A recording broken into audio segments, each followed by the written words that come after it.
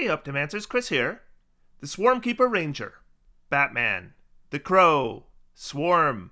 Archetypes for this subclass abound, and I've been playing around with ideas of how to use this subclass in an optimized build. Although I didn't think it was a standout mechanically when it was introduced in Tasha's, not to say it's weak, mind you, but that's the book with Clockwork Sorcerers, Rune Knights, and nameless Cleric subclasses. I did, however, think it was a standout thematically because there's just so many concepts that immediately come to mind when you consider the various player options for how the Swarm is represented. I have been dragging my heels on a Swarmkeeper build though. I think the easiest way and most obvious way to optimize a Swarmkeeper is to use Crossbow Expert and a hand crossbow, or just a longbow if you prefer. Then you grab Sharpshooter and then do your standard ranged weapon ranger, but use your Gathered Swarm feature to either inflict a little bit of extra damage, pull yourself out of melee if you get stuck, or drag an enemy through a harmful spell effect like a Spike Growth, though since you gain Web as a subclass spell, that provides another strong choice in this case. Ideally, I was hoping to come up with something a bit different, which I think I have. This Swarmkeeper gets in close to the enemy where they engage in sand-to-sand combat. You do not want to sand near them, because sand is their weapon. Because, of course it is. I present the son of a beach. Before we go on though, I just want to provide a little word of warning.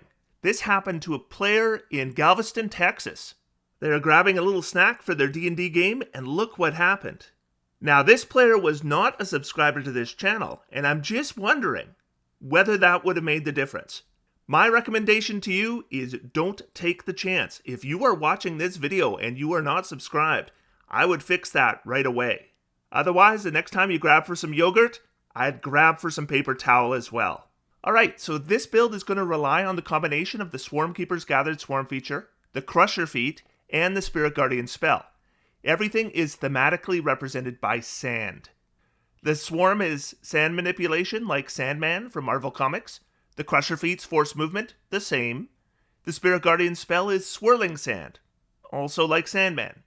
This thematic choice is not required for the build though. Feel free to alter the theme to your own ideas if you prefer. But we're going to start with a rules interaction that you should probably discuss with your DM to make sure they agree it works the same way I think it does. According to Xanathar's Guide to Everything, when it comes to simultaneous effects, most effects in the game happen in succession, following an order set by the rules or the DM. In rare cases, effects can happen at the same time, especially at the start or end of a creature's turn. If two or more things happen at the same time on a character or monster's turn, the person at the game table, whether the player or the DM, who controls that creature decides the order in which those things happen. For example, if two effects occur at the end of a player character's turn, the player decides which of those two effects happens first. Okay, so we're going to have two effects that occur at the same time on our turn, or at least I think they occur at the same time, though it's not 100% clear in the rules. But being able to choose the order of those two effects is vital for this particular build. So let's go over that first, and like I say, I would just double check with your DM to make sure they agree that you get to choose the order of these effects. So when we hit a creature with an attack that deals bludgeoning damage, we're going to get two sources of force movement. First, we have Gathered Swarm, which says it occurs immediately after you hit a creature with an attack.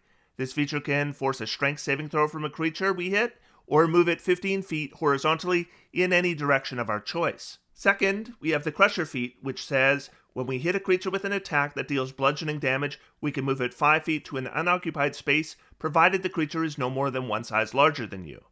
So the way I read both of these effects is that we make our attack roll, and if we hit, we deliver the damage, and then the creature is moved right away. So basically, simultaneously.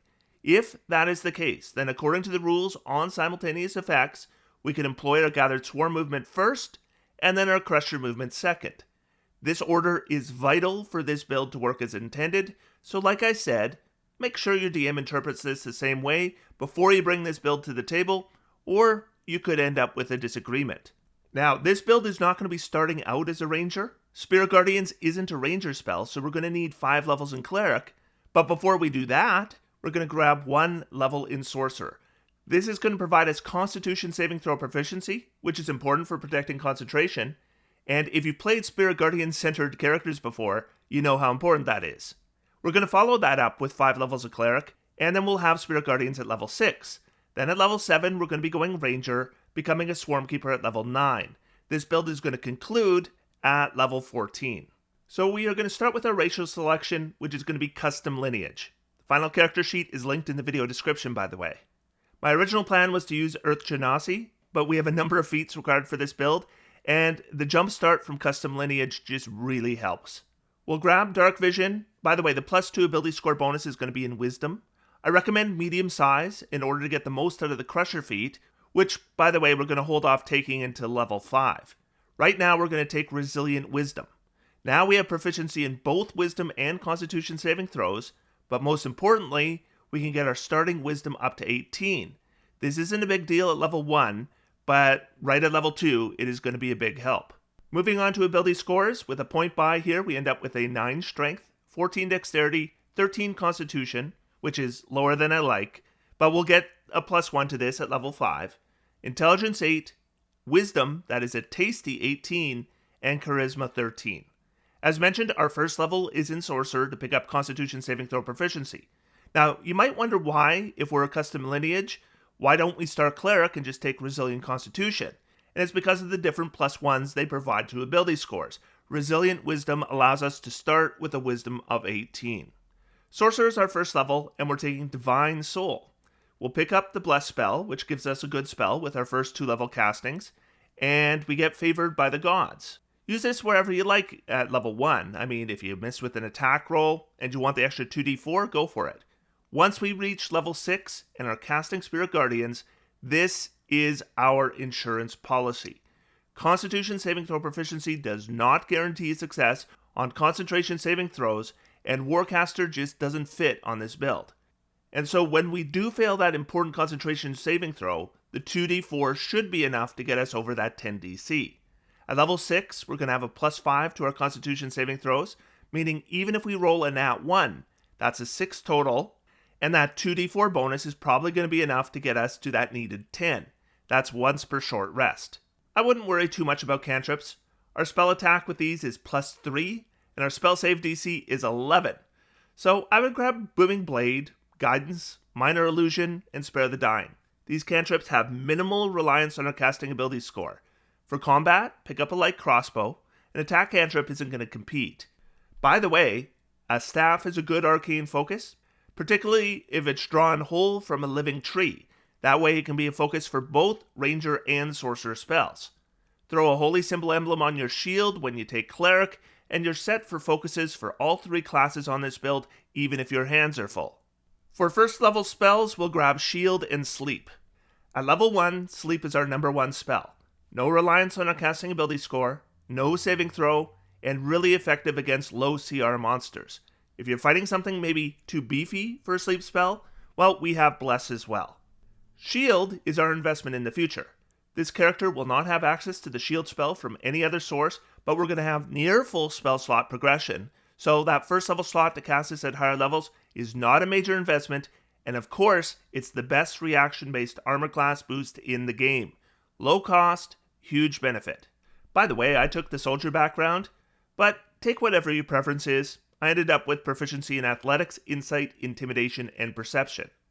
So at level 1, stay back, cast Sleep, shoot your crossbow, maybe a minor illusion here and there, or emergency stabilization with Spare the Dying if an ally goes down. Honestly, it's not going to be a great level for us, but things get better right at level 2. At level 2, we multiclass into Cleric, and we're going to take 5 levels of Cleric just straight. And for those 5 levels, we're playing pretty much a run-of-the-mill Cleric style of play. Bless at low levels, throw a spiritual weapon in at 3rd level Cleric, and switch Bless for Spirit Guardians at 5th level in Cleric. We are, however, going to put a melee option on this Cleric right away. So we're going to go over all 5 of these levels, which takes us to level 6. The Divine Domain we're taking is the Nature Domain. This provides Acolyte of Nature, which is going to give us a skill proficiency. I took Survival because it's Wisdom based, and our Wisdom is awesome. The big addition, though, is the Shillelagh cantrip. Shillelagh is cast with a bonus action, lasts 1 minute, and a club or quarterstaff we're holding, and by the way, we're holding an arcane focus, that's a staff, is magically enhanced. It uses our Wisdom for attack rolls and damage, which is a d8 of magical bludgeoning. I was originally planning on starting with the Polearm Master Feat for this build to go together with the Quarterstaff we cast Shillelagh on, but when I was calculating damage, saving that feat slot means using Spiritual Weapon instead for that bonus action attack is more effective for this character. What Shillelagh means is that this character now has a decent melee attack option. At level 2, it's plus 6 to hit and d8 plus 6 damage. Add in a Booming Blade for a bit more oomph. I wouldn't be jumping into melee too quickly at level 2 though. We don't have great hit points and we need to upgrade our armor. Time to buy a shield with a Holy Symbol emblem. Also, grab some medium armor. Generally, scale mail is super affordable at low levels, but upgrade to half plate when you can afford it. This gives us a total armor class of 19, which is solid. A casting of shield would get us to 24. Now, technically speaking, we do get proficiency with heavy armor, but we don't have the strength to use it without the minus 10 movement penalty. So my default choice would be medium armor, unless some great heavy armor shows up in the game and nobody else can use it. Depending what it is, maybe the minus 10 movement will be worth it. Level 2 is when we get Channel Divinity, and as a cleric, we can use it to turn undead, which is basically always the best option whenever you're fighting undead. The Nature Domain subclass also allows us to charm animals and plants, which is okay in the right circumstances, but it is not one of the better Channel Divinities. Which means it's a good thing we have Harness Divine Power. This allows us to expend our Channel Divinity as a bonus action to recover a spell slot. Now, at level 3, that's one first level slot. By level 6, we're able to recover a second level slot twice. So, unless you're taking lots of short rests, this is usually enough to use all your Channel Divinity uses. If you're about to take a short rest and you haven't used your Channel Divinity, use it for this. At level 4, we're picking up the Crusher feat, and that is level 5 overall. This gets our Constitution up to a needed plus 2 bonus and gives us the force movement and advantage to hit after scoring a critical. So you want to combine these three things together with a scaling of Booming Blade at level 5, and it really boosts up our melee viability. Now our hit points are at least okay, we have a good armor class, our chance to hit is good, our damage is decent, plus Booming Blade gives us potential secondary damage as well.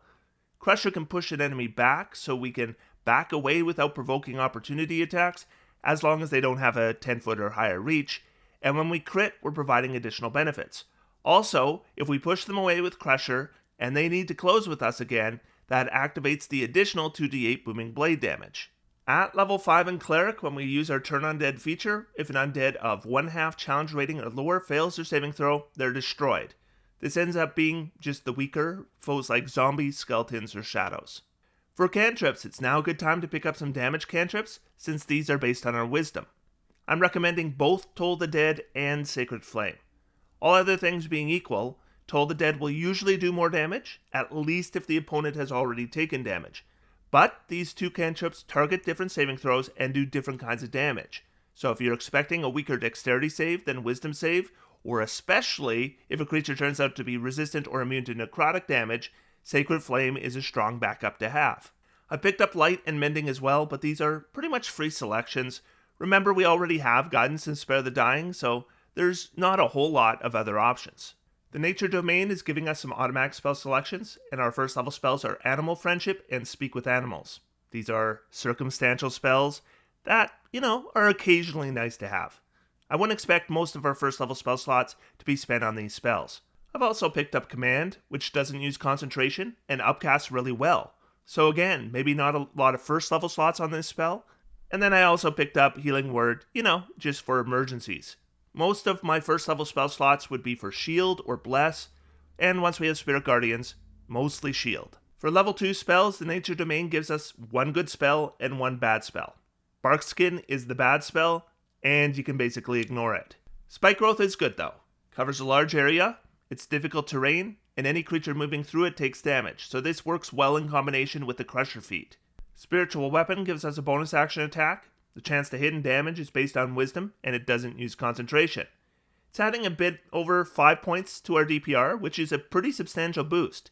This is going to be a fairly common use of our second level spell slot, but upcasting it isn't great, so I would hesitate to use higher level spell slots for it, unless you know it's the final combat, and you have 4th level spell slots sitting around or something. I also grabbed Locate Object. This is a good divination spell, and at second level, it's actually a really nice bargain for the level of spell. It's a concentration spell, lasts 10 minutes, and it's a utility spell, so I'm not going to get too far into it, but basically, often if you want to locate a creature, the best way to locate it is actually to cast Locate Object, and then try to find an object that you know that the creature is in possession of. For third level, our Nature Domain is going to give us Plant Growth and Wind Wall. Plant Growth is a great spell when you have the right terrain. It's one action to cast, it's permanent, no concentration, provides no saving throw, and can be used to slow down enemies a lot. When it really shines is when enemies are a larger size than the party, because you can choose to exclude spaces from the effect, so you can create a bunch of 5-foot walkways through the overgrown area, and you can move around unhindered while your enemies are moving at a quarter of their speed. Wind Wall I wouldn't expect to cast nearly as often. However, unlike Bark Skin, there may come up situations where this is a good spell to cast. This does use your concentration, and it does a little bit of damage over a pretty long area. It clears up gases and fogs, prevents gaseous creatures from moving through it, and it blocks most projectiles entirely. It is not something I would expect to use regularly, but watch for those moments when you're facing a ton of ranged attacks, or a Cloud Kill spell is on the way, or something like that. Then pull this spell out of your pocket and it's a nice surprise. For additional third level spells, I picked up Water Walk, which is a pretty handy ritual, and I grabbed Dispel Magic. Dispel Magic, of course, is a very useful spell. I don't know how many spell slots we'll have available for it at this level, but at higher levels, when we start upcasting Spirit Guardians, then those third level spell slots are going to free up. Which is also why I picked up Revivify. Again, as we get into those higher levels, those third level spell slots are just going to be sitting there. And if the unfortunate happens and somebody goes down and they die, Revivify will be very handy for you to have. Of course, the main third level spell we're picking up is Spirit Guardians, which is going to be the primary spell of this build. Take a look at the dedicated video I've done for this spell, linked at the top of your screen if you aren't already well acquainted with this spell. If you play in optimized groups, you're probably already very familiar with Spirit Guardians. The important bits are that the Spirit Guardians requires an action to cast, it emanates 15 feet around you in all directions, up to 10 minutes using your concentration. While it's up, any creature that enters the area on a turn or starts its turn there takes 3d8 radiant damage with a wisdom saving throw to take half damage, and their speed is halved. Now, the whole speed is halved mechanic is a bit wonky, so I tend to treat the area like difficult terrain if I'm the DM, but however your DM runs it, that's a nice secondary effect with no saving throw. We can flavor the appearance of this however we want, so our Son of a Beach is now controlling the sand around them, having it swirl up as a whirling sandstorm. Since we have full spell slot progression, at level 6 we can cast this 3 times per long rest, and considering it has a 10-minute duration, it's reasonable to assume we could have this for every combat. This spell is super impactful, so it is a round 1 casting for sure. Now, hopefully, we can have Shillelagh precast, but if we can't, then we don't have a bonus action on round 1. Round 2, we can add Spiritual Weapon or Shillelagh if we need to. Other party members can also add to the effect with any force movement to push and pull creatures out of the Spirit Guardians. So here's what we want to do. We're going to be moving up to the enemy, then we're going to hit the creature with a Booming Blade Shillelagh, and we're going to knock them back 5 feet. Then we're going to back off until they're out of the Spirit Guardians. And then on their next turn, in order to get back up to us, they're going to take both the Booming Blade's secondary damage and Spirit Guardian's damage again. Plus, we're whacking them with a Spiritual Weapon for a bit more damage. The total damage inflicted is pretty good. So that's a 60% chance to hit for 13 damage when you add Shillelagh and Booming Blade, and that equals 7.8. Then 60% times 8.5 Spiritual Weapon damage is another 5.1. Then 5% for critical chance times 13.5 is 0.68. Then we have a 75% times 13.5 Spirit Guardians damage. In other words, that's full damage if they fail their saving throw, or half damage if they succeed. So if they save, say, half the time, we multiply by 75%. That gives us 10.13, gives us a DPR of 23.71 versus a baseline at level 6 of 16.5. This is 44% over the baseline. This does not include the possibility of secondary Booming Blade damage, the possibility of hitting multiple targets with Spirit Guardians, or even multiple instances of damage on the same target with Spirit Guardians, or the additional damage if we grant advantage through critical hit and Crusher. So the character is moving into Ranger and we're already doing perfectly fine. I will be taking 8 levels in Swarmkeeper Ranger at this point, but we'll pause at level 3 to talk about the combination. Then we'll talk again at level 5 and do some damage calculations, because that's when our baseline damage has a huge jump. And then we're going to conclude this build at 14th level, which will be 8 levels in Ranger. To start with, I basically recommend pick up every optional class feature for Rangers and Tashas that your DM allows. I'm assuming all of them for this build, and in my experience, most DMs are pretty on board for the Ranger optional features. At level 1, we're going to pick up a Ranger skill, and then Deft Explorer will give us 2 languages and expertise in a skill of our choice. For this build, it's pick your favorites. I took Stealth Proficiency and Survival Expertise. Favorite Foe allows us to do a bit more damage with attacks, but it uses our concentration. I don't expect concentration to be available most of the time, but feel free to fill in these gaps with Favored Foe. If you would prefer the original Favored Enemy class feature that Rangers get, it's not a big deal either way. I am recommending the Dueling Fighting Style, which increases our Shillelagh damage by 2. If you prefer, Defense and Blind Fighting are both solid options, or you could increase your number of tricks with Druidic Warrior, which would give you 2 more Druid cantrips. If you want to do it that way, I would probably look at Magic Stone and Thorn Whip. Both of them might provide some additional force movement options to interact with your Spirit Guardians. Primal Awareness just gives the Ranger free spells.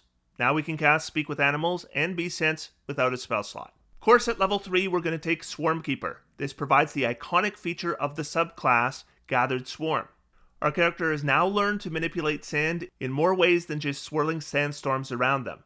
Now they can form it into condensed tendrils of sand that spray into enemies, tearing them apart like sandblasting, grab and pull them around, or pull us away from danger. We can use Gathered Swarm once on our turn when we hit a creature with an attack. By the way, if we miss with our Shillelagh, a hit from Spiritual Weapon still activates the Gathered Swarm, though it doesn't activate the Crusher feat. Our primary strategy here is going to revolve around the 15 feet of force movement. Here's how the interaction works. So, an enemy has moved up to us to attack. They took Spirit Guardians damage on the turn they did that, of course, and what we would like is for them to take it a second time before their next turn starts. Now, the standard tactics here involve backing up, then using something like Telekinesis to pull the creature back in which case we would need to disengage. Then they would get a strength saving throw, and if they failed, we could pull them in and do the damage one more time. Now, what you're seeing on your screen is what we call whiteboard optimizing, or in this case, I guess blue board optimizing, since I'm using a blue background, but this is not your normal D&D map. What you're seeing on screen here is a blank map. Real maps don't always have that flexibility. Sometimes there's walls in the way. Sometimes there's other creatures in the way. The idea that you can always back up and pull a creature back in with telekinetic is whiteboard optimizing because it is not always going to work. Here's the interaction we can use with Swarmkeeper. So the enemy has moved up to us to attack.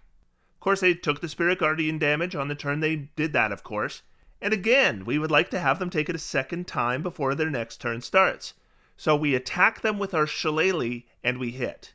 So we're going to deliver the damage from Shillelagh, and then we're going to push them outside the Spirit Guardians with Gathered Swarm. Then we apply our Crusher feat from that same attack to pull them back 5 feet into the spell effect. They've now entered the area on a different turn, meaning they are going to take the damage again, and we didn't need to disengage. We got our full attacks, and by the way, this creature is going to take the Spirit Guardian's damage again at the start of their next turn. This strategy just has additional flexibility over the standard Spirit Guardian's tactics and will deliver more damage. Now, the other 2 bullet points of Gathered Swarm are only going to be circumstantially used. Moving yourself 5 feet might help you escape a grapple, or it might pull you out of a harmful effect or situation. And then the D6 damage is basically your ultimate backup. If the force movement isn't going to do anything, fine, take the extra damage. At level 4 in Ranger, which is 10th level overall, I'm increasing Wisdom to 20.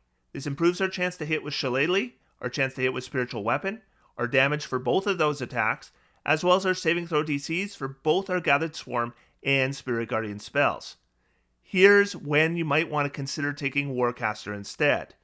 This build casts Sorcerer spells, Cleric spells, and Ranger spells. Assuming we have a staff that counts as both a Sorcerer and Ranger focus, and we have a holy symbol emblem on our shield.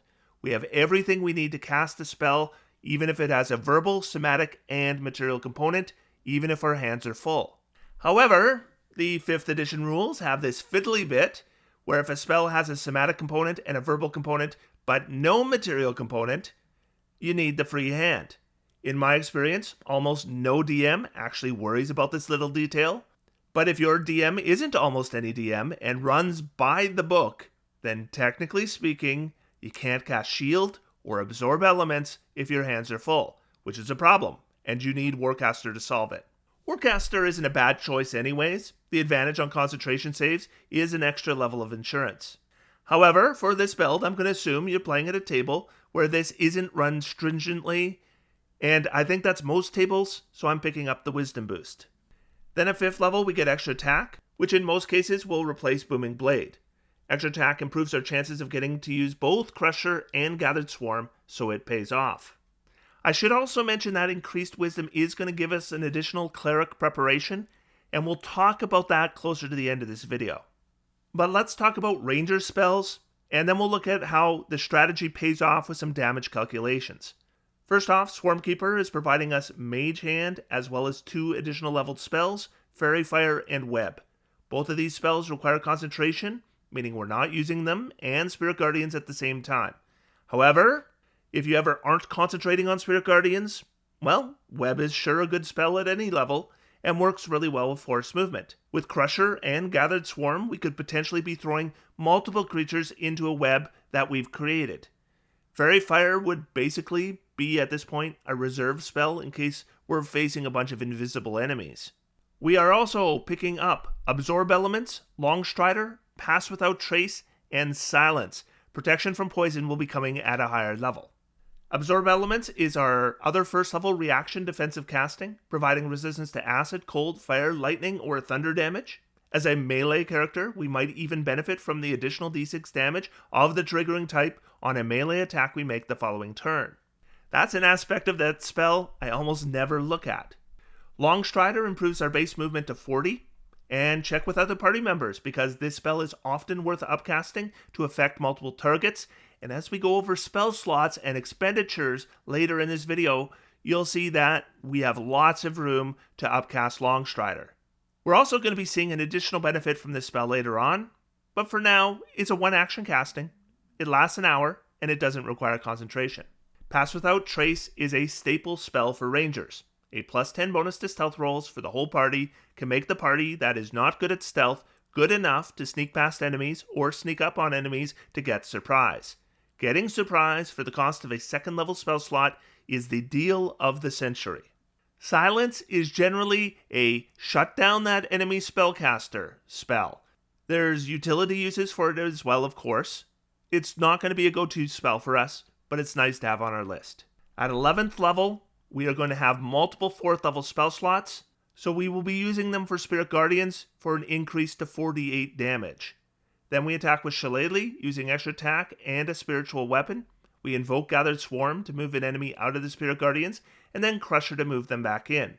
If you hit with your first attack and employ that tactic, then you'll need to move up to the enemy again to hit them with your second attack. Then on their turn, they take the Spirit Guardians damage again. So let's go through the math. At 11th level, I would expect a baseline damage of 26.55. That does not mean that 26.55 damage per round is good damage. It's basically the minimum damage I would expect from a build where damage is part of what they do. Like a Warlock shooting Eldritch Blast, a strong damage focused build should do at least 50% over the baseline. We have a +5 Wisdom and a +4 Proficiency bonus. That's +9 to hit with an expected enemy armor class of 18, or 60% chance to hit. We make 2 attacks with Shillelagh, which are the only attacks which qualify for both Gathered Swarm and Crusher. With a 40% chance to miss and 2 attacks, that means there is an 84% chance of hitting with at least one of those 2 attacks. There is a 10% chance that we miss with both those attacks, but we do hit with a spiritual weapon attack, in which case we can apply the d6 from Gathered Swarm unless we want one of the movement options. Let's look at the Shillelagh damage first. It's a d8 damage, which is 4.5 on average, then +5 from Wisdom, +2 from the Dueling Fighting Style, so that's 11.5 average damage from the 2 attack action attacks. The spiritual weapon attack doesn't get the dueling fighting style bonus. Same chance to hit, though, for an average of 9.5 damage. So if we add all those attacks together, it's 60% times 32.5 potential damage for 19.5 on average. 5% chance of a critical hit for 13.5 additional damage is 0.68. The 10% chance of applying the Gathered Swarm D6 damage is 0.35. Then we add our Spirit Guardians, and this is a 4th level casting. We have 8th level spellcasting progression, so we can be casting it multiple times. We do 75% because we're assuming 50% chance they save, in which case they take half damage, times 18 average damage is 13.5. Then we have an 84% chance of applying the Gathered Swarm Force Movement. And I am giving the enemies a very generous 50% chance of succeeding on that saving throw. Honestly, I think that is probably high, but we'll use the conservative figure. Times 13.5 average Spirit Guardians damage is 5.67. That gives us a DPR of 39.7. That is 49.5 over the baseline. Once we take into the account of multiple creatures in the Spirit Guardians area, critical hit advantage through Crusher, the added possibilities of force movement, enemy movement having through Spirit Guardians, and I'd say we're doing pretty well. Let's put 3 more levels on this build. All of them are going to be in Swarmkeeper, and this is going to bring us up to 14th level. At 7th level in Ranger, we get Writhing Tide, which gives us a concentration-free fly speed with hover, and its proficiency bonus times per long rest.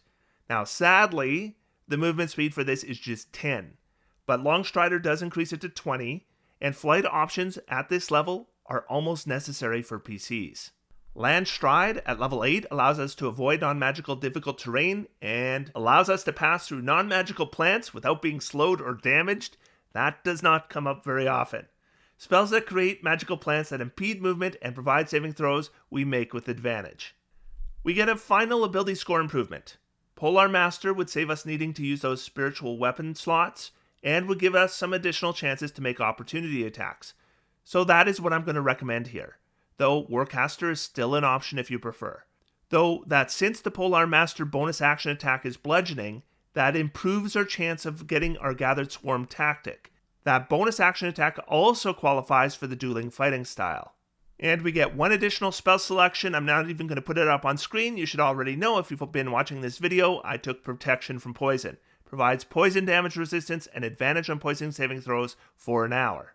Now, we should briefly discuss how Shillelagh and the Polar Master bonus action attacks combine.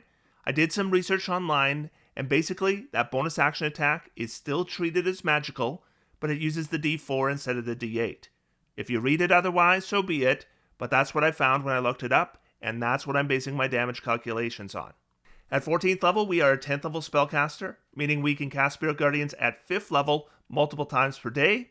I should also mention that at level 14, my baseline has not increased from level 11, so it's 26.55 expected damage, and we were at 49.5% over this at 11th level. We have a +5 wisdom and a +5 proficiency bonus. That's +10 to hit with an expected enemy armor class of 19, so that is a 60% chance to hit. We now have 3 chances to hit with an attack that applies our Gathered Swarm and Crusher interaction. With a 40% chance to miss and 3 attacks, that means there is a 94% chance of hitting with at least one of those 3 attacks. With our first 2 attacks, it's D8 damage plus 5 wisdom plus 2 dueling, or 11.5. With our bonus action attack, it's a D4 damage plus 5 wisdom plus 2 dueling, or 9.5, which is the same damage as spiritual weapon, by the way. 60% chance to hit times 32.5 is 19.5. 5% chance to crit times 12 equals 0.6. That went a bit down because our critical damage decreased for a bonus action attack. Then we have Spirit Guardians cast at 5th level, and again we have multiple castings at 5th level with 10-minute durations each. That's 75% times 22.5 average damage, or 16.88 once we take the Wisdom saving throw into account. And then our combination, so 94% chance of getting our Gathered Swarm, 50% chance of saving for 16.88 average damage is another 7.93, and our DPR has gone to 44.91. We are now 69% over the baseline. Considering the other things I mentioned, at 11th levels, all still apply. This is a very nice increase. We're dealing effective damage. We actually have a lot of spell slots left over as well. We have 4 first level spell slots, and I would assume most of them are going to go for either shield or absorb elements. We have 3 second level spells, and I would assume probably 1 for Long Strider, maybe 1 for protection from poison. Then we have 2 5th level spell slots, which are going to be used on Spirit Guardians. And so our level 3 spells and our level 4 spells are unaccounted for. That's a total of 6 slots total, and we should probably use them. Now, you may have an opportunity for Dispel Magic, and if you do, that is a perfectly good choice. An Upcast command can be really effective, essentially cutting out a bunch of enemy turns, and Aid is 10 or 15 extra hit points, depending on which level spell you cast it at, to 3 allies. Now, remember I said you get an additional Cleric preparation spell? I'd probably go back and pick up Blindness, Deafness at this point. Blindness and Deafness is a spell that happens to upcast really well and doesn't use your concentration, meaning you can use it at the same time that you got Spirit Guardians active. And if you cast this with a 3rd level slot, you're affecting 2 targets, and if you cast it with a 4th level slot, you're affecting 3. Blinded is a pretty bad condition to have, so it's pretty useful to have it on your character. And this is going to give us an option that's going to give us something good to do with those 3rd and 4th level slots. Now, don't get me wrong, if you are on a super long adventuring day, by all means use them on your Spirit Guardians. And that is the Son of a Beach. If you like the idea of a Master of Sand that throws around enemies like Sandman, and then has swirling sound around them like Sandman, then this build delivers good damage on top of those thematics. Let me know what you think in the comments. Otherwise, until next time, I am going to sit back, relax, and have some fun. D&D is for everyone.